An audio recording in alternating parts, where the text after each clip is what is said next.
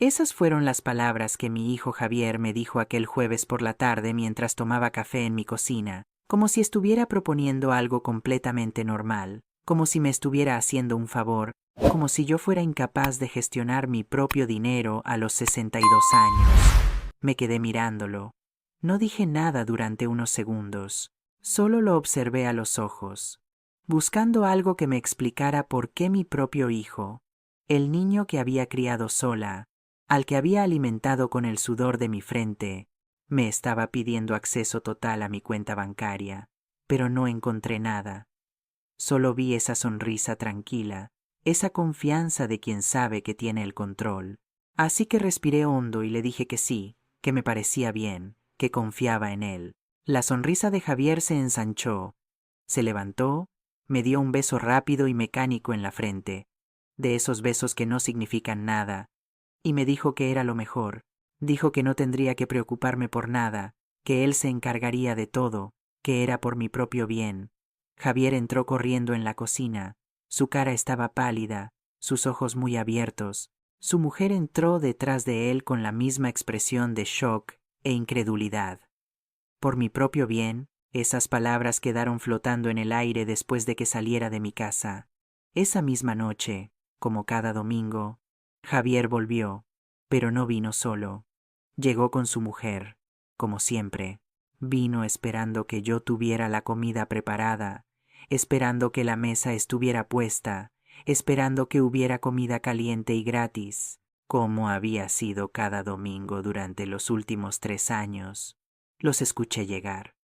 Escuché sus pasos en la puerta de entrada. Escuché la llave que le había dado girando en la cerradura.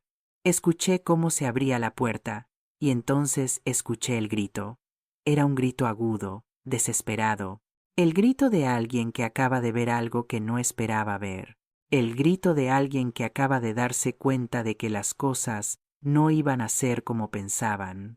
Me quedé sentada en mi silla, en la cocina vacía, en la casa vacía, escuchando ese grito resonar contra las paredes. No me moví, no fui a ver qué pasaba, ya sabía lo que pasaba. Mamá, gritó Javier. Mamá, ¿qué has hecho? ¿Dónde está todo? ¿Dónde están los muebles? ¿Dónde está la tele? ¿Dónde está todo lo que había aquí? Lo miré con calma, con una calma que ni siquiera sabía que tenía. Y le dije con la voz más suave que pude encontrar que había vendido algunas cosas, que necesitaba el dinero, que después de todo, si él iba a gestionar mis finanzas, necesitaba asegurarme de tener algo de efectivo primero. Su cara cambió de pálida a roja, del shock a la furia. Dio un paso hacia mí, y por primera vez en mi vida, vi a mi hijo por lo que realmente era, no como el niño que había criado, no como el joven al que había ayudado a construir su vida, sino como un extraño, como alguien que me miraba con desprecio, con rabia, con algo que se parecía peligrosamente al odio. Estás loca, dijo. Estás completamente loca. ¿Cómo has podido vender todo sin preguntarme? Ahora, ¿qué vamos a hacer cuando vengamos? ¿Cómo vamos a estar cómodos aquí? Esa fue la frase que lo cambió todo. ¿Cómo vamos a estar cómodos aquí? No cómo vas a estar cómoda tú, mamá. No le preocupaba cómo me afectaba esto a mí, sino cómo les iba a afectar a ellos, como si mi casa fuera su extensión, como si mis cosas existieran para su comodidad. Su mujer se acercó entonces. Me miró con esos ojos que siempre me habían parecido fríos y calculadores, y dijo algo que nunca olvidaré. Dijo que estaba siendo egoísta, que solo pensaba en mí misma, que ellos venían cada semana a hacerme compañía, a asegurarse de que estaba bien, y que así era como les pagaba. Egoísta yo, la mujer que había trabajado en dobles turnos durante años, para que Javier pudiera ir a la universidad, la mujer que había renunciado a rehacer mi vida después de que su padre nos dejara porque no quería que mi hijo creciera con un padrastro. La mujer que había vivido en pisos pequeños, que había llevado ropa vieja, que había comido lo mínimo para que él pudiera tener todo lo que necesitaba.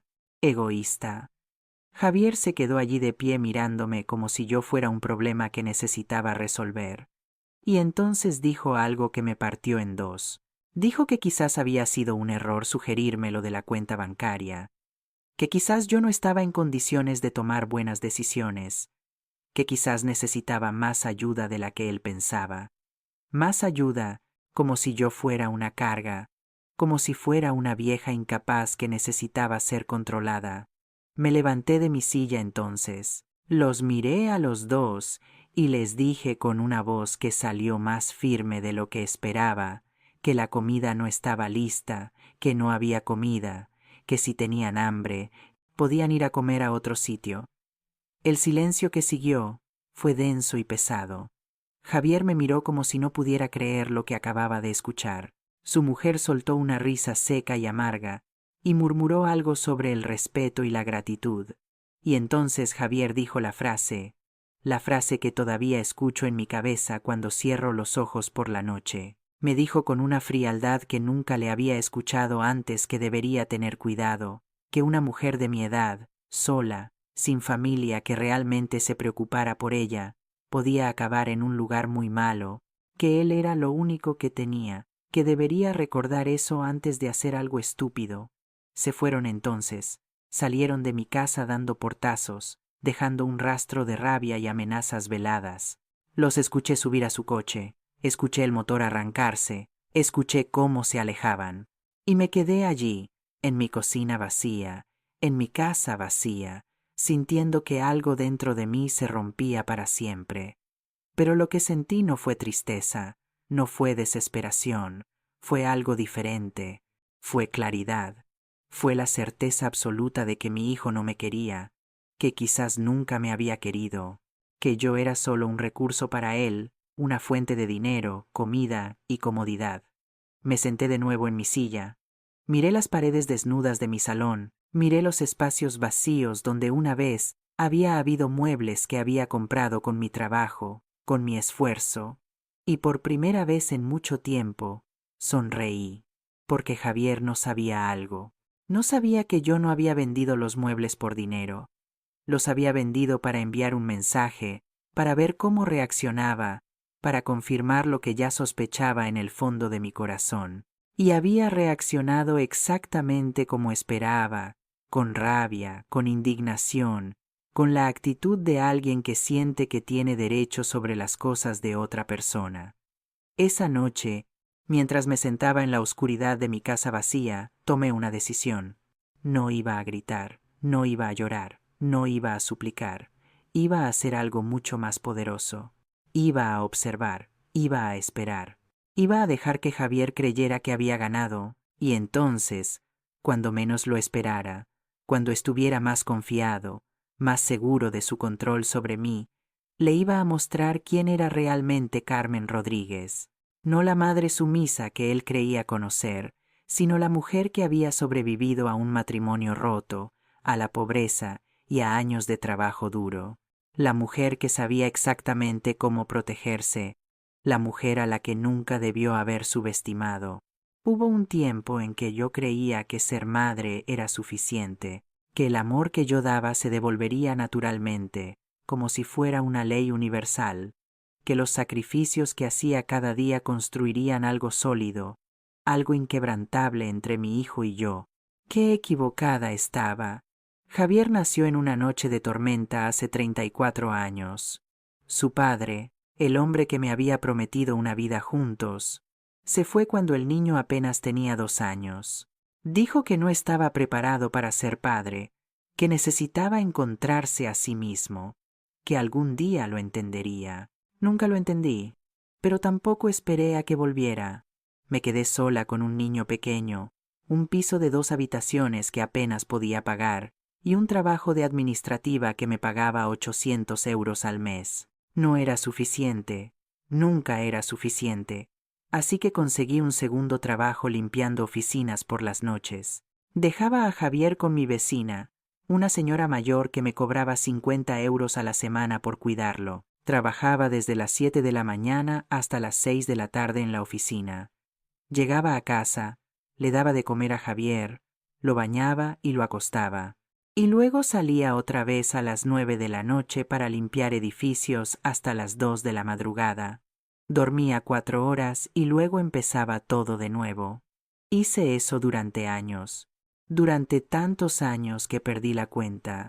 Recuerdo que Javier siempre quería las zapatillas de marca que llevaban los otros niños del colegio.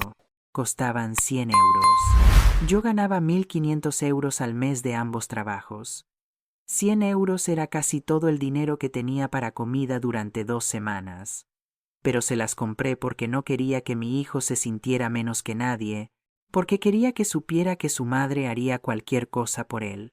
Comí arroz y lentejas durante un mes entero para poder pagar esas zapatillas.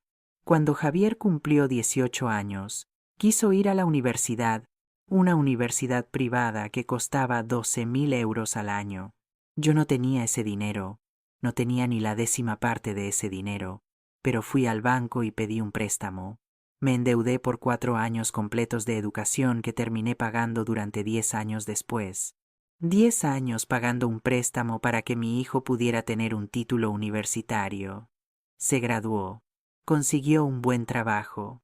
Estaba ganando 2.500 euros al mes, el doble de lo que yo ganaba después de 30 años de trabajo. Y yo estaba feliz. Pensé que finalmente podría construir su vida, que finalmente había hecho bien mi trabajo como madre.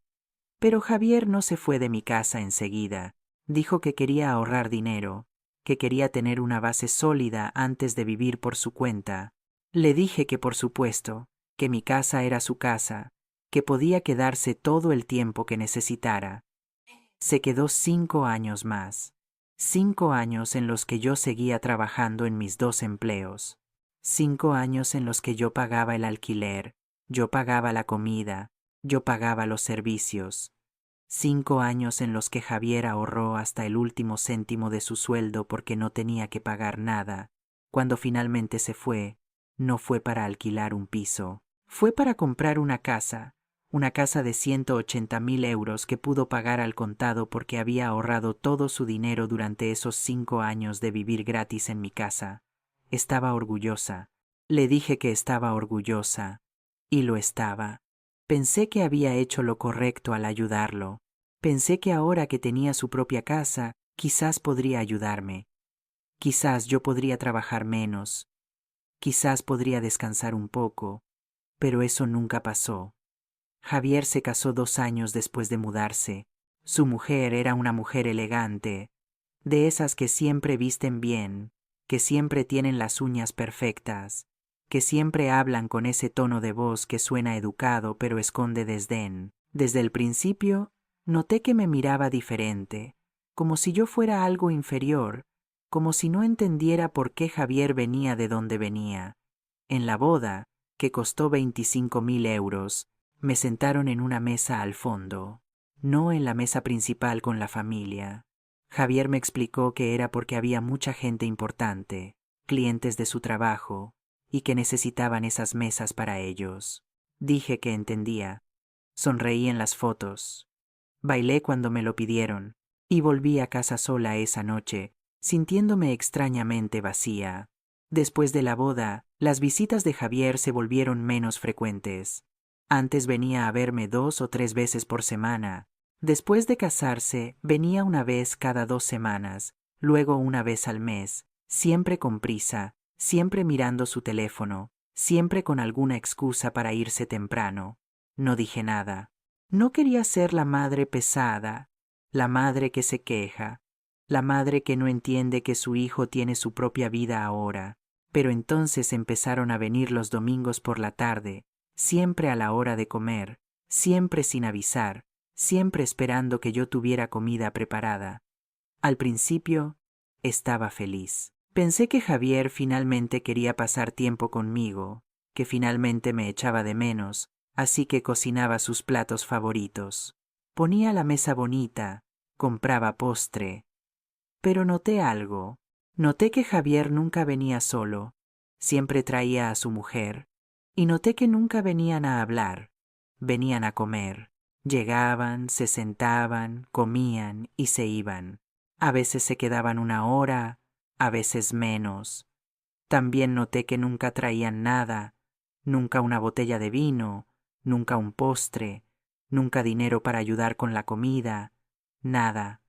Una noche, después de que se fueran, conté cuánto había gastado en la comida. 40 euros. 40 euros, que no me sobraban. 40 euros que significaban que tendría que trabajar horas extra para compensarlo.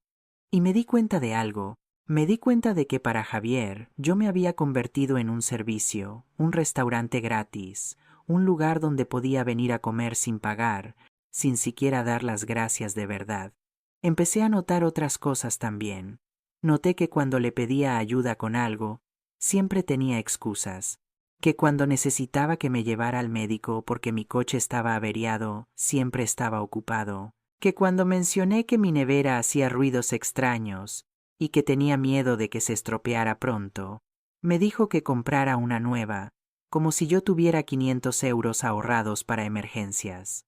No los tenía. Apenas tenía para llegar a fin de mes. Pero lo que más me dolió fue mi cumpleaños, mi 60 cumpleaños. Javier llegó 2 horas tarde, sin regalo, sin tarjeta, con una excusa sobre el tráfico. Se quedó 20 minutos. Comió la tarta que yo me había comprado para mí misma porque no quería pasarlo sola. Y se fue. Lloré esa noche. Lloré como no había llorado en años, porque finalmente entendí algo que había estado negando durante mucho tiempo. Entendí que para mi hijo yo ya no era importante, que era solo un recurso, algo que estaba ahí, disponible, esperando a ser usado cuando él lo necesitara. Y lo peor era que yo lo había permitido. Yo había establecido ese patrón. Nunca le había pedido nada. Nunca le había dicho que me sentía usada. Nunca le había dicho que necesitaba más de él que solo visitas de 20 minutos y comidas de domingo. Porque tenía miedo. Miedo de que si me quejaba, si pedía, si exigía, él desaparecería completamente. Y la idea de perder a mi hijo, incluso este hijo que apenas me veía, me aterrorizaba más que cualquier otra cosa. Así que seguí siendo la madre conveniente, la madre silenciosa, la madre que siempre estaba ahí, que siempre tenía la puerta abierta, que nunca causaba problemas. Hasta ese jueves por la tarde, hasta que Javier me dijo que quería gestionar mi dinero, y algo dentro de mí, algo que había estado dormido durante años, despertó. Una voz pequeña pero clara que me decía que esto no estaba bien, que esto era el comienzo de algo peor. Pero incluso entonces, incluso con esa voz susurrando en mi cabeza, le dije que sí, porque todavía tenía esperanza. Todavía quería creer que mi hijo me quería, que me protegería, que haría lo correcto. El lunes siguiente, Javier vino a mi casa con papeles, muchos papeles. Los extendió sobre la mesa de la cocina con esa sonrisa que ahora me parecía diferente, menos cálida, más calculadora. Mamá, esto es simple, me dijo. Solo necesito que firmes aquí, aquí y aquí. Son los documentos para que yo pueda tener acceso a tu cuenta, para que pueda transferir tu nómina automáticamente cada mes. Así yo me encargo de pagar tus facturas, de gestionar todo. No tendrás que preocuparte por nada. Miré los papeles. Eran formularios bancarios, formularios de autorización. Leí la letra pequeña, esas cosas que la gente suele ignorar, y vi algo que me heló la sangre. No era solo acceso a mi cuenta, era poder completo. Era la autoridad para hacer transferencias, para cerrar cuentas, para tomar decisiones financieras en mi nombre. Javier, esto dice que tú tendrías control total sobre mi dinero, le dije. Asintió como si fuera lo más normal del mundo. Sí, mamá, así es más fácil. Así puedo gestionar todo sin tener que pedirte autorizaciones cada vez. Es por practicidad. ¿Practicidad? Esa palabra resonó en mi cabeza. ¿Practicidad para quién?, me pregunté, pero no lo dije en voz alta. Tomé el bolígrafo que me ofrecía, lo sostuve en mi mano, y por un momento estuve a punto de firmar, estuve a punto de entregarlo todo, porque eso era lo que siempre había hecho. Confiar, entregar. Pero entonces recordé el domingo por la noche, recordé su cara llena de furia cuando vio la casa vacía, Recordé sus palabras. Recordé cómo me había amenazado, aunque probablemente ni siquiera se dio cuenta de que era una amenaza. Dejé el bolígrafo sobre la mesa. ¿Sabes qué, Javier? Dame unos días para pensarlo. Quiero leer todo con cuidado. Quiero estar segura. Su expresión cambió solo por un segundo. Solo un destello de irritación que cruzó su cara antes de que sonriera de nuevo. Mamá, no hay nada que pensar. Es simple. Pero bueno, si quieres tomarte unos días, está bien. Se fue entonces, pero dejó los papeles, como si asumiera que yo terminaría firmándolos de todos modos. Esa noche no pude dormir. Me quedé despierta mirando esos papeles sobre la mesa de la cocina, y algo dentro de mí me decía que esto no era por mi propio bien, que esto era el comienzo de algo que no podría deshacer una vez que empezara. Al día siguiente fui al banco. Fui temprano, antes de mi trabajo. Le pedí a la empleada que revisara mi cuenta, que me mostrara todas las transacciones de los últimos 6 meses. Imprimió los papeles. Eran varias páginas. Los revisé cuidadosamente, línea por línea, y entonces lo vi. Lo vi y sentí que el suelo se movía bajo mis pies. Había una retirada que yo no había hecho, una retirada de 1.000 euros de hace 3 meses. 1.000 euros que habían salido de mi cuenta y que yo no recordaba sacar. Le pregunté a la empleada si podía ver más detalles. Revisó en su ordenador y me dijo algo que me quitó el aliento. Me dijo que la retirada se había hecho en una sucursal al otro lado de la ciudad, con mi tarjeta de débito, pero yo nunca había estado en esa sucursal, y mi tarjeta estaba en mi bolso. Siempre había estado en mi bolso, excepto una vez. Recordé entonces. Recordé que hace 3 meses Javier había venido a visitarme. Yo estaba en la ducha cuando llegó. Le grité que entrara, que la puerta estaba abierta. Cuando salí, él estaba en el salón esperándome. Nos sentamos y hablamos, y en algún momento fui a la cocina a hacer café. Mi bolso estaba en mi cartera. Mi cartera estaba en el salón, con Javier. Sentí náuseas. Sentí como si todo el mundo se inclinara de una manera extraña, porque esto solo podía significar una cosa. Significaba que mi hijo había tomado mi tarjeta, había memorizado o fotografiado los números, y había sacado dinero de mi cuenta sin mi permiso. Le pregunté a la empleada del banco si había alguna manera de saber exactamente qué había pasado con esa retirada. Me dijo que necesitaba presentar una reclamación formal, que el banco investigaría, que podría tardar varias semanas. Le dije que lo pensaría, y salí del banco sintiéndome como si ya no conociera a mi propio hijo. Pero no presenté la reclamación, todavía no, porque necesitaba estar segura. Necesitaba saber si esto había sido solo una vez o si había más. Los siguientes días los pasé revisando todo, cada papel que tenía en mi casa, cada documento, cada extracto bancario antiguo que había guardado en una caja en mi armario, y encontré más cosas. Encontré que hace 2 años, cuando estuve en el hospital por neumonía, alguien había usado mi seguro médico para consultas que yo no había hecho. Consultas en clínicas que no conocía, consultas que habían agotado mi cobertura anual, razón por la cual había tenido que pagar de mi propio bolsillo algunos medicamentos ese año. También encontré que había una tarjeta de crédito a mi nombre que no recordaba haber solicitado, una tarjeta con un saldo de 2.500 euros. 2.500 euros en compras que yo no había hecho en tiendas en las que nunca había estado. Llamé al banco de la tarjeta de crédito. Les pregunté cuándo se había abierto la cuenta. Me dijeron que hacía 18 meses. Les pregunté si podían decirme dónde se habían hecho las compras. Me dieron una lista: ferreterías, tiendas de electrónica, tiendas de muebles para el hogar. Javier había comprado una casa hace 2 años. Javier había reformado esa casa. Y aparentemente, Javier había usado mi crédito para hacerlo. Me senté en el suelo de mi dormitorio, rodeada de papeles, sintiendo que todo lo que había creído sobre mi vida se estaba desmoronando. No era solo el dinero, era la traición, era saber que mi hijo me había estado robando durante años, que me había visto como una fuente ilimitada de recursos, que nunca había tenido la intención de cuidarme o protegerme. Lloré, lloré hasta que no me quedaron más lágrimas, y entonces me sequé la cara. Recogí todos los papeles e hice una decisión.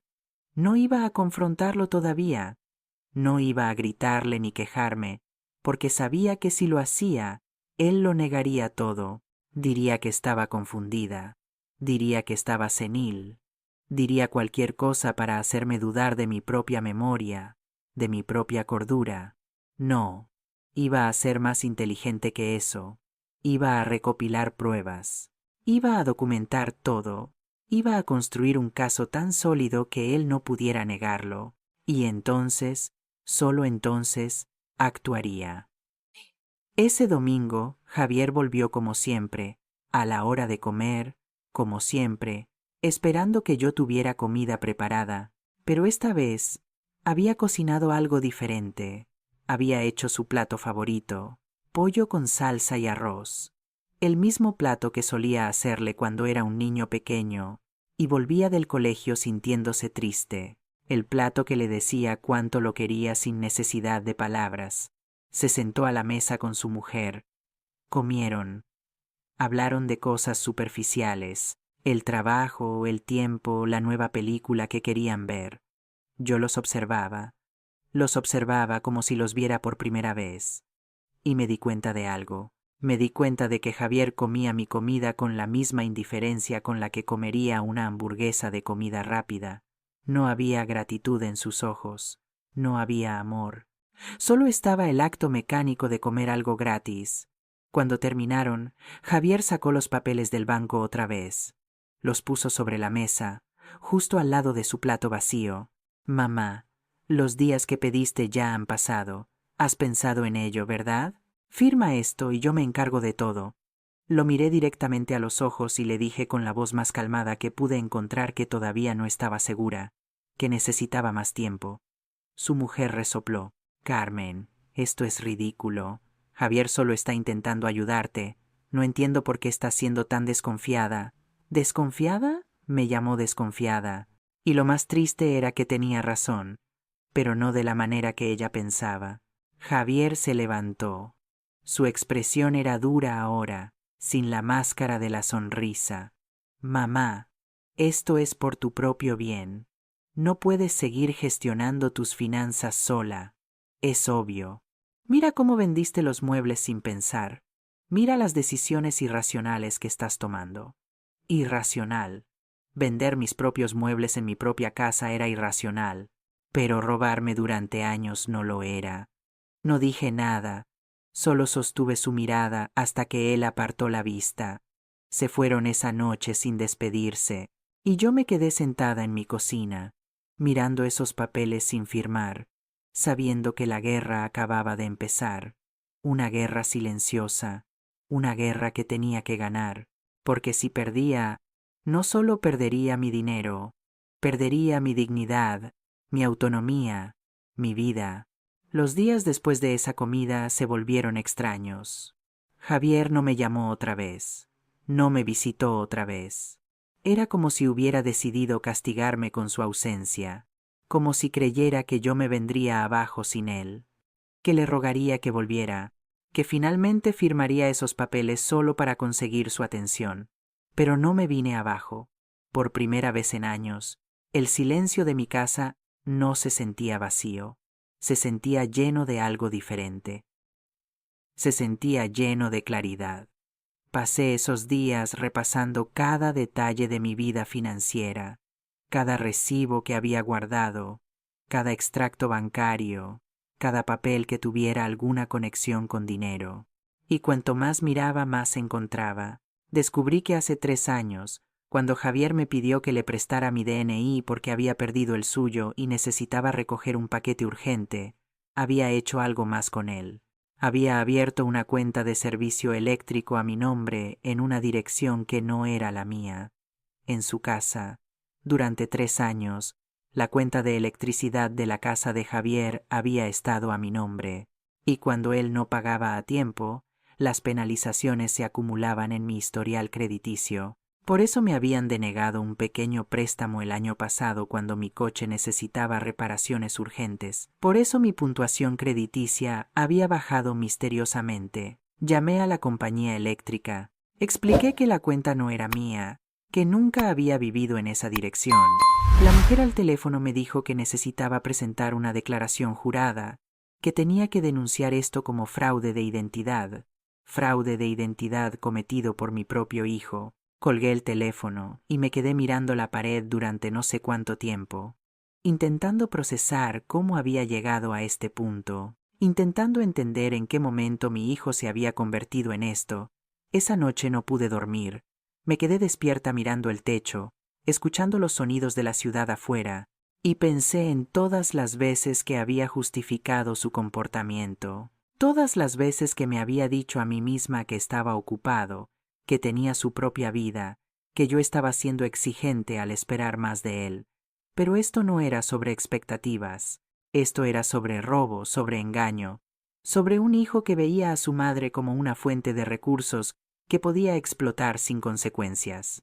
A la mañana siguiente, hice algo que nunca había hecho. Fui a ver a un abogado. Era una oficina pequeña en el centro de la ciudad. El letrero decía: Miguel Ángel Fernández, abogado. Había visto un anuncio en el periódico que ofrecía consultas gratuitas.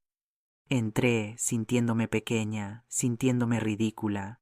Una mujer de 62 años viniendo a quejarse de su propio hijo. Pero la recepcionista sonrió amablemente y me hizo pasar. El abogado Fernández era un hombre de unos 55 años con el pelo canoso en las sienes y ojos amables. Me pidió que le contara todo, y lo hice. Le conté sobre el dinero que había desaparecido, sobre la tarjeta de crédito que no había solicitado, sobre la cuenta de electricidad, sobre los papeles que Javier quería que firmara. Escuchó sin interrumpir, tomó notas en un cuaderno, y cuando terminé, se reclinó en su silla y suspiró. Señora Rodríguez, dijo, lo que me está describiendo es fraude financiero y abuso de confianza. Si usted firma esos papeles que su hijo le está pidiendo, le está dando acceso legal total a su dinero. Él podría vaciarlo todo y usted no tendría ningún recurso legal porque usted misma le dio permiso. Las palabras cayeron sobre mí como piedras. Lo sabía. En el fondo lo sabía, pero escucharlo dicho en voz alta por un profesional lo hacía real de una manera diferente. ¿Qué puedo hacer?, pregunté. Se inclinó hacia adelante. Primero, no firme nada. Segundo, necesita denunciar el fraude de la tarjeta de crédito y el robo de su cuenta bancaria. Tercero, necesita cambiar todas sus contraseñas, sus números de identificación personal, todo. Cuarto, considere solicitar una orden de alejamiento si siente que está en peligro. Una orden de alejamiento contra mi propio hijo. La idea parecía absurda y devastadora al mismo tiempo. No quiero meterlo en problemas legales, le dije. Es mi hijo. El abogado me miró con algo que parecía compasión y tristeza. Señora Rodríguez, su hijo ya está en problemas legales. Ha cometido varios delitos graves. La pregunta no es si usted quiere meterlo en problemas. La pregunta es si quiere protegerse a sí misma. Salí de esa oficina con una carpeta llena de formularios y una lista de cosas que necesitaba hacer. Me sentía abrumada, pero también sentía algo más. Sentía determinación. Fui directamente al banco. Cambié todas mis contraseñas. Solicité una nueva tarjeta de débito. Cerré la tarjeta de crédito fraudulenta y presenté una disputa formal. La empleada del banco me ayudó con todo. Me trató con paciencia, sin hacerme sentir estúpida o débil. Cuando llegué a casa esa tarde, me sentía exhausta, pero también extrañamente ligera, como si me hubiera quitado un peso invisible que había estado cargando durante años. Esa noche, Javier finalmente llamó. Su voz sonaba tensa por teléfono. Mamá, tenemos que hablar. Ven a cenar a mi casa mañana, tenemos que arreglar esto. No era una invitación, era una orden. Y antes, habría obedecido sin cuestionar, Pero ahora, después de todo lo que había descubierto, solo sentía una calma fría. No puedo mañana, le dije. Estoy ocupada. ¿Ocupada? Mamá, ¿en qué puedes estar ocupada? Esto es importante para ti. Quizás, dije. Para mí hay otras cosas más importantes ahora. Hubo un silencio al otro lado de la línea. Un silencio pesado de sorpresa e irritación. Estás actuando muy raro, mamá. No sé qué te pasa, pero necesitas dejar de ser tan terca y firmar esos papeles. Esto es por tu propio bien, por mi propio bien. Esas palabras otra vez, como si robarme fuera un acto de amor. Javier, dije con una voz que salió más firme de lo que esperaba, no voy a firmar nada, y creo que necesitamos tener una conversación muy seria sobre varias cosas. ¿Sobre qué cosas?, preguntó. Su voz sonaba diferente ahora, más alerta, más cautelosa. Sobre dinero que ha salido de mi cuenta sin mi permiso, sobre tarjetas de crédito que no solicité, sobre cuentas de servicios a mi nombre en direcciones donde no vivo. El silencio que siguió fue absoluto, tan denso que casi podía sentirlo a través del teléfono. No sé de qué estás hablando, dijo finalmente. Su voz sonaba controlada, pero pude detectar el pánico debajo. Creo que sí lo sabes, le dije. Y creo que necesitas pensar muy cuidadosamente sobre lo que vas a decir a continuación. Mamá, estás delirando. Estás confundida. Quizás necesites ver a un médico. Ahí estaba, la carta que sabía que jugaría. La carta para hacerme parecer senil, confundida, incapaz. No estoy confundida, Javier. Tengo todos los papeles. Tengo todas las pruebas. Y ya he hablado con un abogado. Otro silencio. Este más largo, más pesado.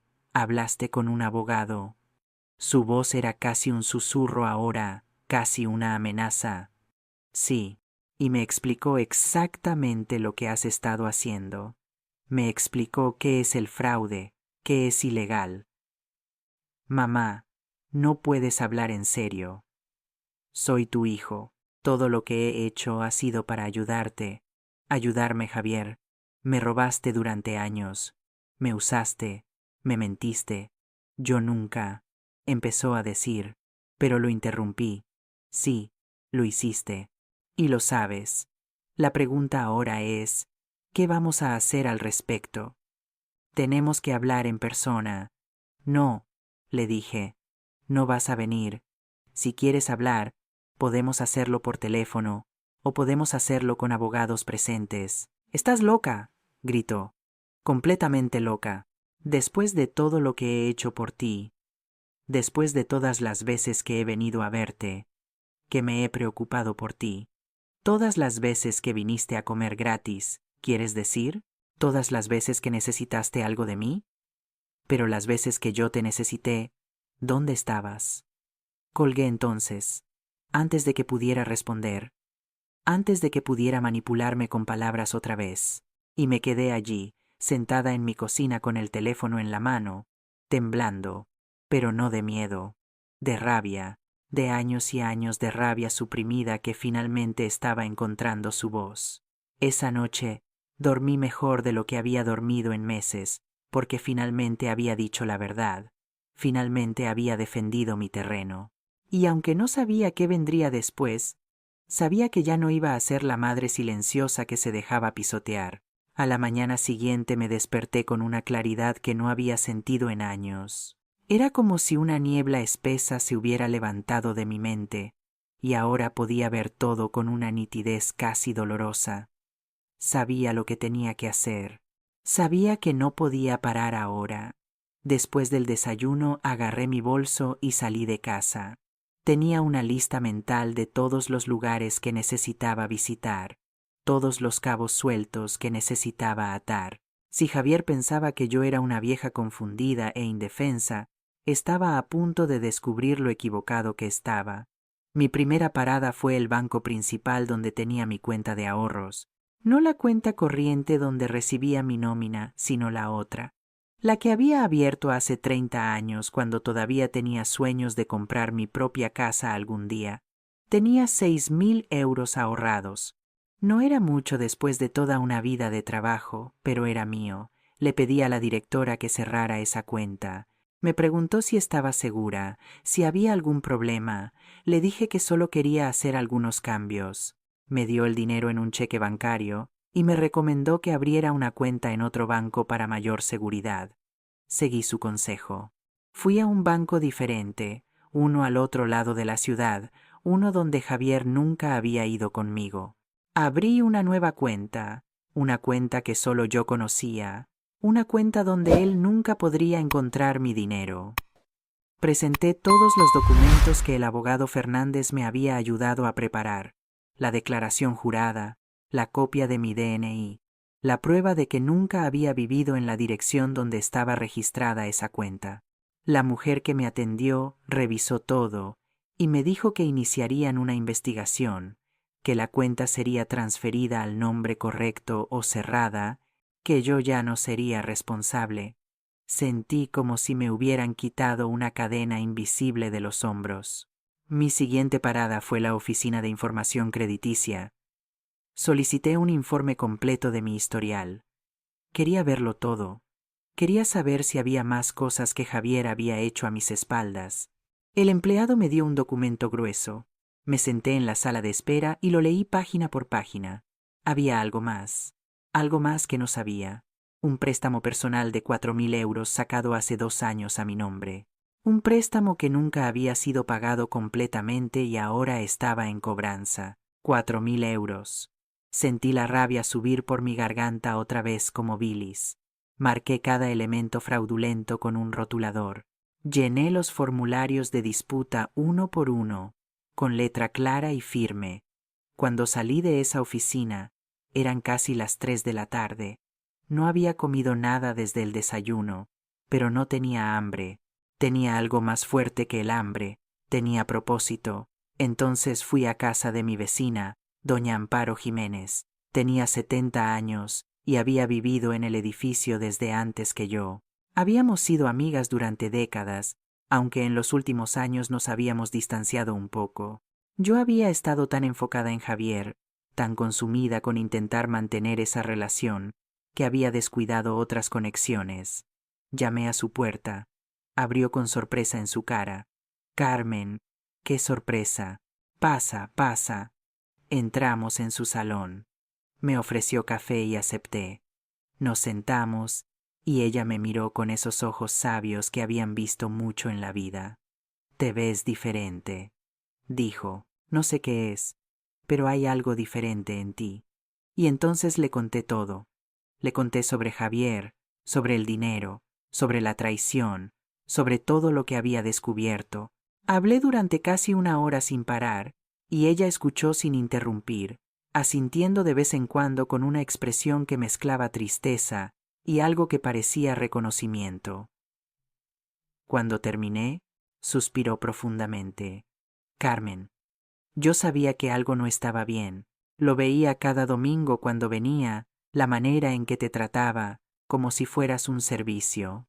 Pero no dije nada porque no era mi lugar. Pero me alegro de que finalmente estés viendo la verdad». Tomó mi mano entonces. Sus dedos estaban fríos, pero su agarre era firme. «Necesito pedirte un favor», le dije.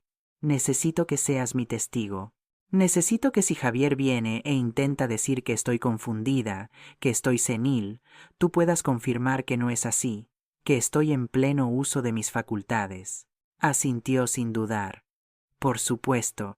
Y más que eso, si necesitas un lugar donde quedarte, si en algún momento no te sientes segura en tu casa, mi puerta está abierta».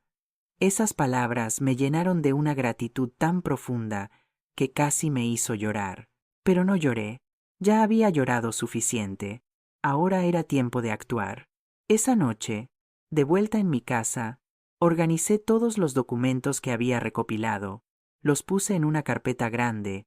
Hice copias de todo. Puse los originales en un lugar seguro y dejé las copias en la carpeta. Si algo me pasaba, si Javier intentaba hacer algo, habría evidencia. Habría prueba. También escribí una carta detallando todo lo que había descubierto, todo lo que Javier había hecho. La puse en un sobre sellado con instrucciones de que solo debía abrirse en caso de emergencia. Se la di a doña Amparo para que la guardara. Me estaba preparando como un general se prepara para la batalla, porque sabía que Javier no iba a dejar esto así. Sabía que vendría, que intentaría manipularme, convencerme, hacerme dudar de mí misma. Pero ya no era la misma mujer que había sido 2 semanas atrás. Esa mujer había muerto la noche que Javier me amenazó en mi propia cocina. La mujer que era ahora era diferente. Era más fuerte, más clara, más determinada. El miércoles por la tarde, mientras hacía té, escuché un coche detenerse frente a mi edificio. Miré por la ventana y vi el coche de Javier. Salió con su mujer. Se veían determinados. Venían a confrontarme. Respiré profundo. Dejé mi taza de té y esperé. El timbre sonó una vez, 2 veces, 3 veces, cada vez más insistente. Abrí la puerta, pero no los invité a pasar.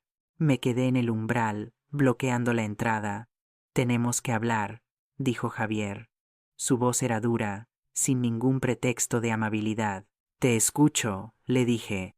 Dentro, mamá. No vamos a hablar en el pasillo. No tenemos nada de qué hablar dentro. Lo que sea que tengas que decir, puedes decirlo aquí. Su mujer resopló. Esto es ridículo, Carmen. Deja de actuar como si fuéramos enemigos. No son enemigos, les dije. Los enemigos son honestos sobre su hostilidad. Ustedes son peores. Son ladrones que se esconden detrás de palabras bonitas. Javier dio un paso hacia mí. Su cara estaba roja de furia. ¿Cómo te atreves? Después de todo lo que he hecho por ti, todo lo que has hecho por mí, Javier, tengo los registros, tengo las pruebas. Sé exactamente cuánto dinero me has robado. Sé de las tarjetas de crédito fraudulentas. Sé de la cuenta de electricidad. Lo sé todo. Se quedó congelado. Abrió la boca, pero no salió ningún sonido. ¿Y ahora? Continué con una calma que me sorprendió. Tienes 2 opciones. O me devuelves todo lo que me robaste, hasta el último céntimo, o voy a la policía y presento cargos por fraude. No puedes hacer eso, dijo su mujer. Es tu hijo. Exactamente por eso duele tanto, respondí. Porque es mi hijo. Porque le di todo y me pagó robándome. Javier finalmente encontró su voz. Me lo debías, gritó. Toda mi vida crecí sin padre. Toda mi vida tuve que verte trabajar y estar cansada. Eso fue tu culpa. Tú elegiste tenerme. Tú elegiste quedarte sola. Yo no pedí nacer. Sus palabras cayeron como golpes. Pero ya no me dolían como antes, porque ahora podía verlas por lo que eran. Justificaciones. Excusas de alguien que sabía que había hecho algo imperdonable y estaba intentando cambiar la culpa. Tienes razón, le dije. Yo elegí tenerte. Y fue la mejor decisión de mi vida hasta que dejó de serlo. Pero eso no te da derecho a robarme. Eso no te da derecho a explotarme. Yo no te robé nada. Solo tomé lo que se me debía. No se te debía nada, Javier. Te di todo lo que necesitabas cuando eras niño. Cuando fuiste adulto ya no era mi obligación. Y definitivamente no era mi obligación darte acceso a mi dinero sin mi conocimiento. Su mujer agarró su brazo. Vámonos. No vale la pena. Ya está perdida. Perdida. Qué elección de palabras tan interesante. Como si yo fuera la que estaba equivocada. Como si defender mi propio dinero y mi dignidad fuera una locura. Se fueron entonces. Bajaron las escaleras sin mirar atrás. Y cerré la puerta sintiéndome extrañamente calmada. Esa noche, el abogado Fernández me llamó. Me dijo que los bancos habían confirmado el fraude, que el dinero de la tarjeta de crédito sería cancelado, que estaban investigando las retiradas no autorizadas, que tenía un caso sólido si decidía presentar cargos penales. Le agradecí y colgué. Me senté en mi salón vacío, en mi casa que ya no tenía televisor ni muebles elegantes, y por primera vez en mucho tiempo me sentí rica, rica en algo que el dinero no podía comprar, rica en dignidad, en fuerza, en la certeza de que estaba haciendo lo correcto. Los días que siguieron a esa confrontación en mi puerta fueron extrañamente silenciosos, como si el mundo entero estuviera conteniendo la respiración, esperando a ver qué pasaría después. Y yo me encontré atrapada en una especie de limbo emocional, donde la rabia y el dolor se mezclaban con un creciente sentido de liberación que no sabía cómo procesar completamente. Javier no volvió a llamar, no volvió a aparecer en mi puerta, y por primera vez en años yo no estaba constantemente esperando su contacto. No estaba revisando mi teléfono cada hora para ver si había un mensaje suyo. No estaba inventando excusas en mi mente para justificar su ausencia o su silencio, pero aunque él no estaba físicamente presente en mi vida durante esos días, su presencia digital era imposible de ignorar, porque algo en mí me llevó a revisar sus redes sociales, algo que normalmente no hacía porque siempre me había parecido una invasión de privacidad, incluso siendo su madre. Pero ahora sentía que tenía derecho a saber qué estaba haciendo, qué estaba diciendo, cómo estaba presentando su vida al mundo mientras yo lidiaba con las consecuencias de sus acciones en privado. Lo que encontré me dejó sin aliento por su audacia, por la desconexión absoluta entre la realidad y la imagen que estaba proyectando hacia afuera. Había publicado una foto el día después de nuestra confrontación, una foto de él y su mujer en un restaurante elegante, sonriendo para la cámara con copas de vino en las manos, y el pie de foto decía algo sobre celebrar la liberación de energías tóxicas y rodearse solo de personas que aportan valor a la vida, como si yo fuera la toxicidad de la que necesitaba liberarse, como si el hecho de que yo me hubiera negado a dejar que me robara más fuera algún tipo de negatividad que él había tenido la sabiduría de eliminar de su existencia. Los comentarios debajo de la foto eran todos positivos, todos felicitándolo por cuidar su paz mental, por establecer límites saludables, por priorizar su bienestar emocional. Y yo me quedé mirando esa pantalla, sintiendo una mezcla de incredulidad y asco, porque todas esas personas que lo estaban apoyando no tenían idea de que el hombre que estaban celebrando había estado robando a su propia madre durante años. Hubo más publicaciones en los días siguientes, cada una más elaborada que la anterior, como si Javier estuviera deliberadamente construyendo una narrativa pública de su vida que no tenía absolutamente nada que ver con la verdad. Una foto de él en el gimnasio con una reflexión sobre el autocuidado y la importancia de invertir en uno mismo antes de poder ayudar a otros. Palabras que sonaban profundas y significativas hasta que recordabas que este era el mismo hombre que había usado dinero robado a su madre para pagar membresías de gimnasio y ropa deportiva cara.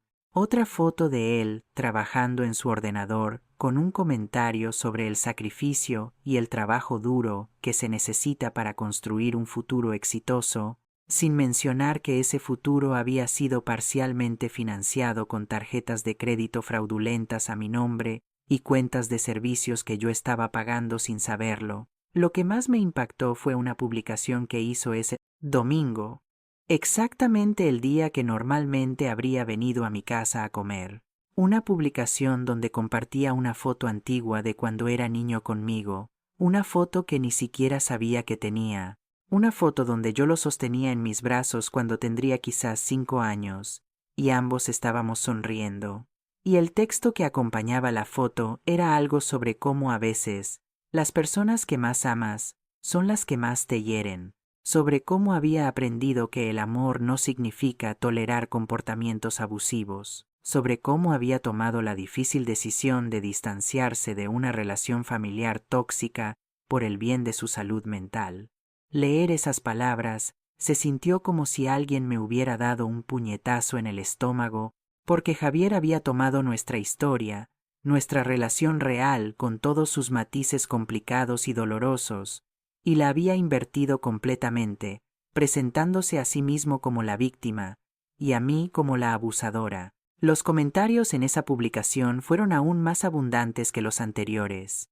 docenas de personas expresando su apoyo, diciéndole lo valiente que era por establecer esos límites, compartiendo sus propias historias de relaciones familiares difíciles, validando completamente su versión fabricada de los eventos.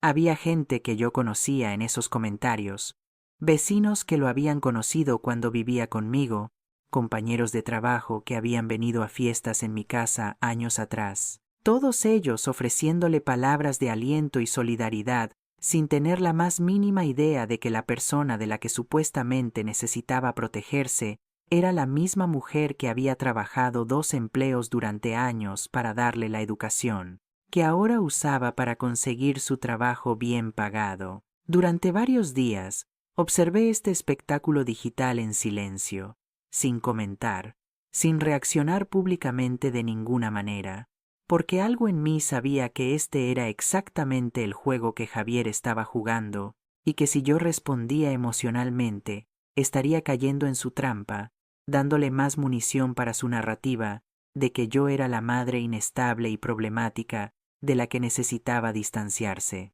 Pero cada nueva publicación, cada nuevo comentario de apoyo que recibía de personas que no conocían la verdad, era como una pequeña herida abriéndose en algún lugar profundo dentro de mí.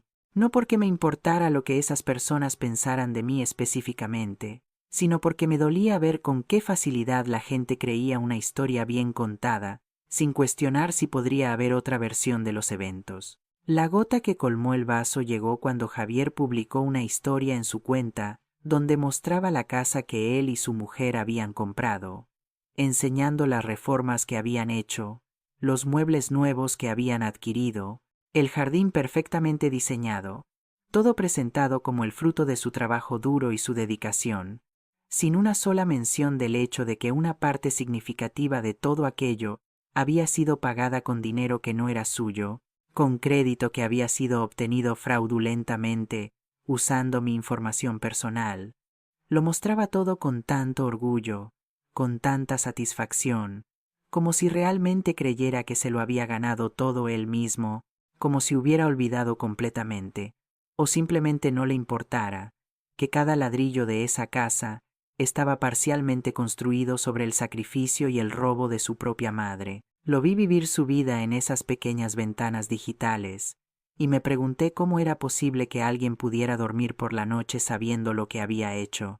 ¿Cómo era posible mantener esa fachada de persona exitosa y éticamente correcta, mientras simultáneamente había cometido fraude y robo contra la persona que le dio la vida? Me pregunté si alguna vez sentía culpa, si alguna vez en medio de una de esas cenas elegantes en restaurantes caros, o durante uno de esos entrenamientos en el gimnasio, se detenía un momento y pensaba en su madre sentada sola, en una casa vacía, después de haber vendido sus muebles, para poder comer porque su propio hijo le había estado robando sistemáticamente durante años. Pero mirando sus publicaciones, viendo la facilidad con la que construía y mantenía esta imagen pública perfecta, llegué a entender algo fundamental sobre Javier, que quizás siempre había sabido en algún nivel, pero nunca había querido admitir completamente a mí misma.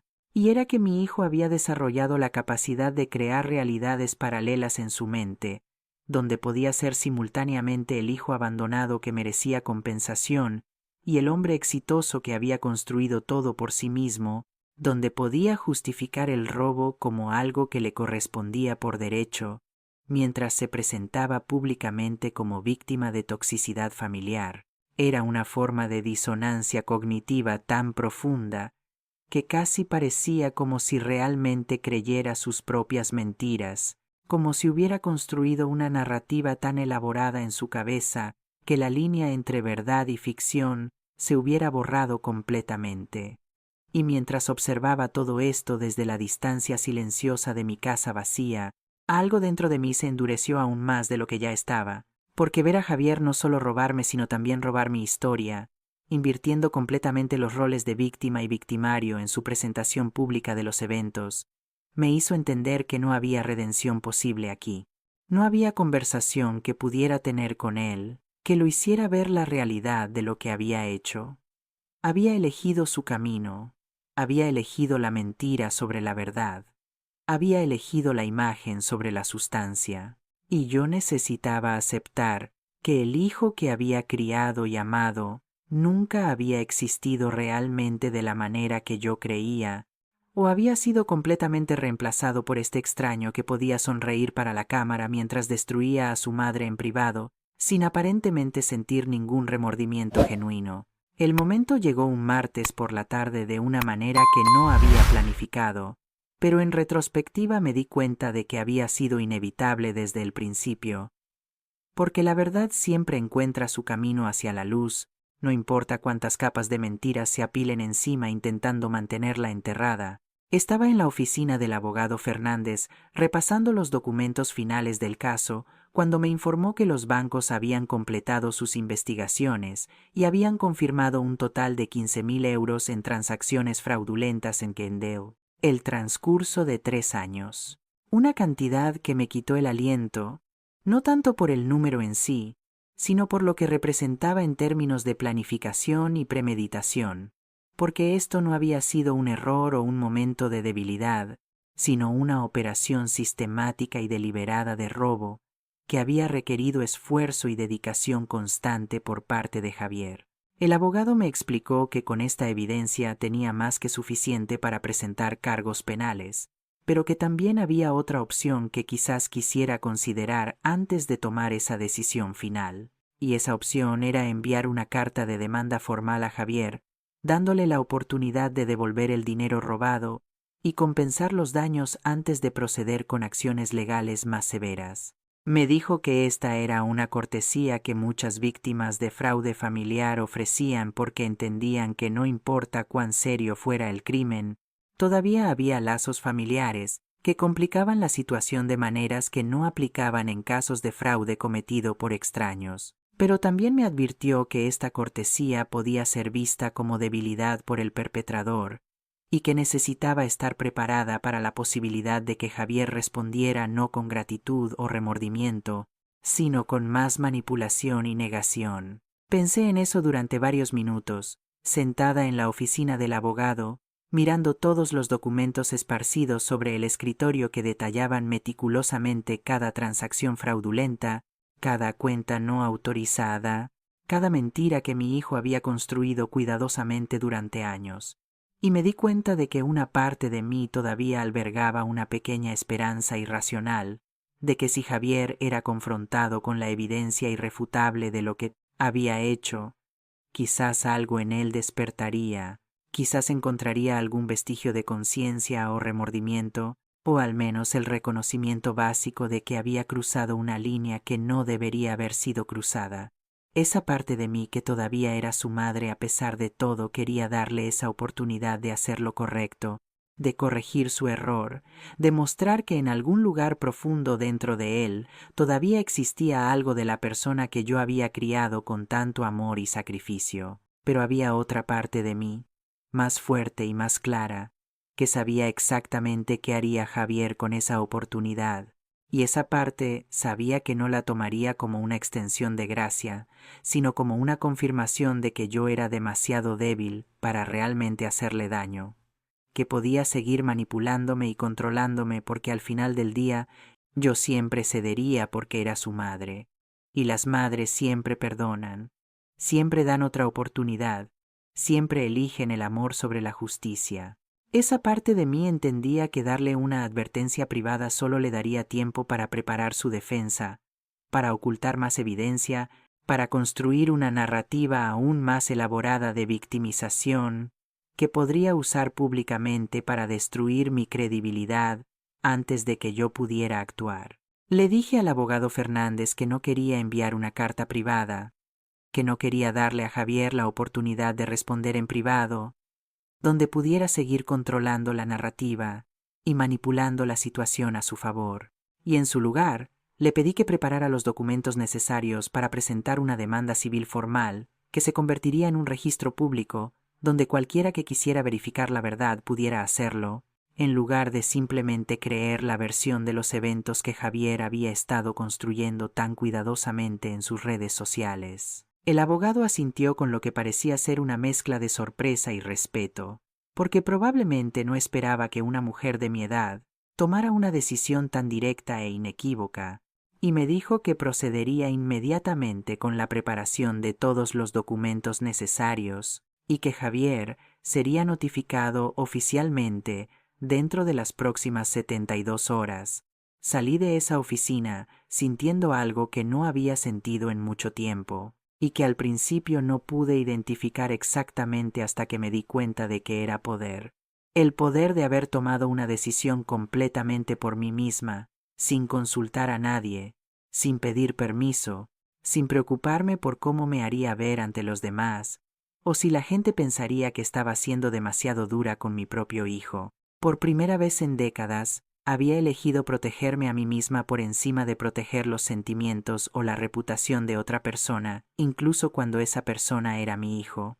Y esa elección, aunque dolorosa, me llenó de un sentido de integridad que había olvidado que era posible sentir. La notificación llegó a Javier un jueves por la mañana. Como me confirmó el abogado Fernández por teléfono, y aunque yo no estuve allí para ver su reacción inicial, podía imaginar perfectamente el momento en que abrió ese sobre oficial y leyó los documentos que detallaban cada transacción fraudulenta, cada cuenta no autorizada, cada euro que había robado, meticulosamente documentado con fechas y números de referencia bancaria que hacían imposible cualquier negación. No tuve que esperar mucho para confirmar mi imaginación, porque menos de 2 horas después de que recibiera la notificación, mi teléfono empezó a sonar con una insistencia que bordeaba la desesperación. Llamada tras llamada que dejé ir al buzón de voz sin contestar, porque ya no tenía nada que decirle a Javier que no estuviera contenido en esos documentos legales. Escuché los mensajes de voz más tarde esa noche, cuando finalmente me sentí emocionalmente preparada para hacerlo, y fue fascinante de una manera perturbadora escuchar la progresión de su pánico a través de cada mensaje sucesivo, porque el primero todavía intentaba mantener algo de compostura, con esa voz controlada que usaba cuando intentaba parecer razonable, mientras me decía que esto era un terrible malentendido y que necesitábamos hablar inmediatamente antes de que las cosas se salieran más de control. El segundo mensaje ya tenía un tono diferente, más agudo, más urgente, donde me suplicaba que lo llamara, que esto iba a arruinar su vida, que por favor pensara en lo que estaba haciendo antes de destruir a su propio hijo, como si yo fuera la que estaba destruyendo algo en lugar de simplemente revelar la destrucción que él mismo había causado durante años. Para el quinto mensaje, Javier ya no intentaba sonar razonable ni apelar a mi compasión maternal, sino que había pasado completamente a la rabia y las amenazas apenas veladas, diciéndome que me iba a arrepentir de esto, que él tenía sus propios abogados que iban a probar que yo era una vieja senil que no sabía lo que estaba haciendo, que iba a luchar contra esto con todo lo que tenía, y que al final yo iba a ser la villana de esta historia. Escuché cada mensaje hasta el final, sin permitirme sentir nada más que una especie de curiosidad clínica sobre cómo una persona podía pasar tan rápidamente de la súplica a la amenaza cuando se daba cuenta de que sus tácticas habituales de manipulación ya no funcionaban. Los días siguientes fueron un torbellino de actividad legal y emocional, porque Javier no se quedó quieto, sino que comenzó su propia contracampaña, empezando por publicar una larga y elaborada declaración en sus redes sociales sobre cómo estaba siendo víctima de una terrible injusticia perpetrada por una madre a la que supuestamente amaba, pero que ahora lo estaba atacando legalmente por razones que él no podía comprender completamente. Su publicación estaba cuidadosamente redactada para generar máxima simpatía, sin mencionar ningún detalle específico de las acusaciones en su contra, pintándose a sí mismo como el hijo confundido y herido que estaba siendo arrastrado a través de un proceso legal traumático por una madre que quizás estaba experimentando problemas de salud mental relacionados con la edad. La respuesta a su publicación fue exactamente lo que él esperaba, con docenas de comentarios expresando shock y solidaridad, diciéndole que mantuviera la cabeza en alto, que la verdad eventualmente prevalecerá, que estaban de su lado, sin importar qué. Y yo observé todo esto desde la distancia, con una mezcla de asombro y repulsión por su capacidad de manipular la narrativa, incluso cuando enfrentaba cargos legales documentados. Pero algo había cambiado en mí, porque esta vez su teatro público no me afectaba de la misma manera que antes. Esta vez yo sabía que tenía algo más poderoso que sus palabras cuidadosamente construidas, y ese algo eran documentos legales irrefutables que no podían ser manipulados con retórica emocional o apelaciones a la simpatía. El verdadero colapso de Javier comenzó cuando sus propios abogados revisaron la evidencia en su contra y aparentemente le dijeron algo que no quería escuchar, porque de repente sus publicaciones en redes sociales se detuvieron abruptamente y el silencio que siguió fue ensordecedor en su elocuencia. El abogado Fernández me informó que los representantes legales de Javier lo habían contactado, preguntando sobre la posibilidad de llegar a un acuerdo extrajudicial, lo cual básicamente confirmaba que sabían que él no tenía ninguna defensa real contra la evidencia que yo había presentado, y que su mejor opción era intentar minimizar el daño antes de que esto procediera a un juicio público, donde todos los detalles sucios serían revelados en documentos de acceso público. Fue entonces cuando las grietas comenzaron a aparecer en la vida cuidadosamente construida de Javier, porque aparentemente algunos de sus amigos más cercanos habían empezado a hacer preguntas incómodas después de que su mujer mencionara casualmente en una reunión social que estaban lidiando con un problema legal familiar complicado. Y una vez que la gente comenzó a investigar un poco más profundo, descubrieron los documentos públicos de la demanda que detallaban las acusaciones específicas de fraude financiero.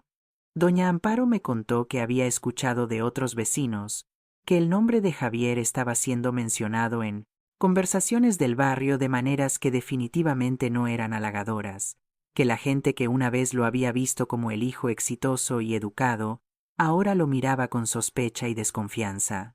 Su mujer estaba aparentemente furiosa, no necesariamente por las implicaciones morales de lo que Javier había hecho, sino por el daño a su reputación social.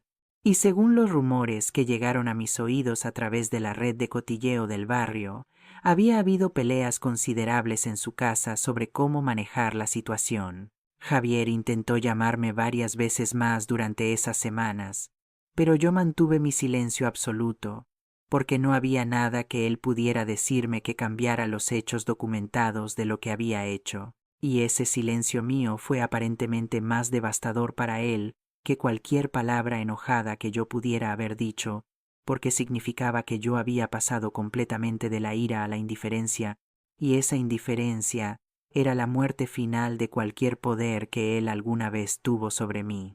El acuerdo final se alcanzó 3 meses después de que presenté la demanda, y los términos fueron exactamente lo que el abogado Fernández y yo habíamos establecido como el mínimo aceptable, porque Javier no tuvo más opción que aceptar cuando sus propios abogados le explicaron que ir a juicio significaría no solo la revelación pública completa de todos los detalles de su fraude, sino también la posibilidad muy real de cargos penales que podrían resultar en tiempo de cárcel. Tenía que devolver los 15.000 euros completos, más otros 4.500 euros en compensación por daños, además de pagar todas las tarifas de limpieza de crédito y los honorarios de mi abogado. Y todo esto tenía que ser pagado dentro de un período de 6 meses con pagos mensuales verificables, o el acuerdo sería automáticamente invalidado y los cargos penales procederían sin más advertencia. Pero más allá del dinero, que honestamente nunca había sido el punto principal de todo esto, el acuerdo incluía una cláusula que yo había insistido en agregar y que el abogado Fernández inicialmente pensó que era innecesaria, pero que para mí era absolutamente esencial. Y esa cláusula establecía que Javier tenía que emitir una declaración pública reconociendo que había cometido fraude financiero contra su madre y que las acusaciones en mi demanda eran verdaderas y bien fundadas. Luchó contra esa cláusula más que contra cualquier otra parte del acuerdo, porque sabía exactamente lo que significaría para su imagen, cuidadosamente cultivada, admitir públicamente que todo lo que había estado diciendo sobre ser víctima de una madre tóxica era una mentira diseñada para cubrir sus propios crímenes. La declaración apareció en sus redes sociales un martes por la tarde, y era breve y claramente redactada por sus abogados para minimizar el daño tanto como fuera posible dentro de los límites de lo que el acuerdo requería. Pero aún así, las palabras estaban allí, en texto negro sobre fondo blanco, admitiendo que había accedido a cuentas bancarias sin autorización, que había abierto tarjetas de crédito usando información de otra persona y que había cometido errores graves de juicio que lamentaba profundamente. Los comentarios bajo esa publicación fueron salvajes, con personas que lo habían apoyado incondicionalmente antes, ahora expresando shock y decepción, mientras que otros que aparentemente habían sospechado algo todo el tiempo se sentían validados en sus dudas. Y yo observé todo ese drama digital desarrollarse con un sentido de cierre que no tenía nada que ver con satisfacción o venganza, sino simplemente con el reconocimiento tranquilo de que la verdad finalmente había sido dicha públicamente. El primer pago llegó a mi cuenta en la fecha exacta especificada, y cada pago subsiguiente llegó puntualmente también, porque Javier sabía que un solo pago perdido significaría consecuencias que definitivamente no podía permitirse enfrentar. Y con ese dinero hice algo que quizás él nunca esperó que hiciera, porque en lugar de simplemente ponerlo de vuelta en mis cuentas de ahorro o usarlo para reemplazar los muebles que había vendido, compré un billete de avión a un lugar donde nunca había estado antes. Había pasado 62 años viviendo para otras personas, primero para el padre de mi hijo, luego para mi hijo, y luego para la ilusión de mantener una relación familiar que solo existía en mi imaginación. Y ahora, por primera vez en mi vida adulta, tenía la libertad y los recursos para vivir exactamente como quería, sin tener que justificar mis decisiones ante nadie. Compré una casa pequeña en un pueblo costero, a 3 horas de donde había vivido toda mi vida. Una casa con 2 habitaciones y un patio donde finalmente podía plantar las flores que siempre había querido, pero nunca había tenido tiempo de cuidar cuando trabajaba 2 empleos. La casa costó 40.000 euros, que pagué al contado usando una combinación de los pagos de Javier y los ahorros que había logrado proteger en mi nueva cuenta bancaria. Y cuando firmé los papeles de compra, sentí algo que solo podía describir como un renacimiento, porque esta casa era mía de una manera que ningún otro lugar había sido mío antes, comprada con dinero que había sido devuelto a través de la justicia, no ganado a través del sacrificio interminable. Javier intentó contactarme una última vez después de que se hizo el último pago, cumpliendo completamente los términos del acuerdo, y esta vez contesté el teléfono, porque sabía que no había nada que él pudiera quitarme o usar en mi contra. Su voz sonaba diferente, más pequeña, más humilde, cuando me preguntó si alguna vez podríamos realmente hablar, si habría alguna posibilidad de algún tipo de reconciliación, y escuché su pregunta en silencio antes de responder con palabras que había estado preparando en mi mente durante meses. Le dije que el hijo que crié nunca existió realmente o murió en algún lugar del camino, reemplazado por alguien que yo no conocía y no quería conocer, y que aunque le deseaba paz y crecimiento en su vida, esa paz y ese crecimiento tendrían que suceder lejos de mí, porque yo había cerrado esa puerta, no por odio, sino por amor propio. Hubo un largo silencio después de mis palabras, y luego un sonido que podría haber sido un sollozo o simplemente respiración rota antes de que colgara sin decir nada más. Y esa fue la última vez que hablé con Javier, porque algunas puertas, una vez cerradas, necesitan permanecer cerradas, no como castigo, sino como protección. Ahora vivo en mi pequeña casa junto al mar, y paso mis mañanas tomando café en mi jardín, viendo crecer las flores que planté con mis propias manos. Y hay una paz en esta vida simple que nunca encontré en todos esos años de sacrificio y entrega, porque finalmente entendí que el amor verdadero comienza con uno mismo y que ninguna relación vale la pena mantener si requiere que traiciones tu propia dignidad. A veces veo a doña Amparo, que viene a visitarme cada pocas semanas, trayendo cotilleos del viejo barrio y noticias de gente que solíamos conocer, y me dice que me veo diferente ahora, más ligera, más viva, de maneras que van más allá de lo físico. Tengo una rutina ahora que es completamente mía. Me despierto cuando mi cuerpo quiere despertarse, no cuando una alarma me obliga. Cocino comidas que me gustan sin pensar en los gustos de otra persona. Paso mis tardes leyendo libros que siempre quise leer pero nunca tuve tiempo. Y por las noches me siento en mi pequeño porche escuchando el sonido distante de las olas y sintiendo una gratitud profunda, no por lo que tengo en términos materiales, sino por lo que finalmente entendí sobre mi propio valor.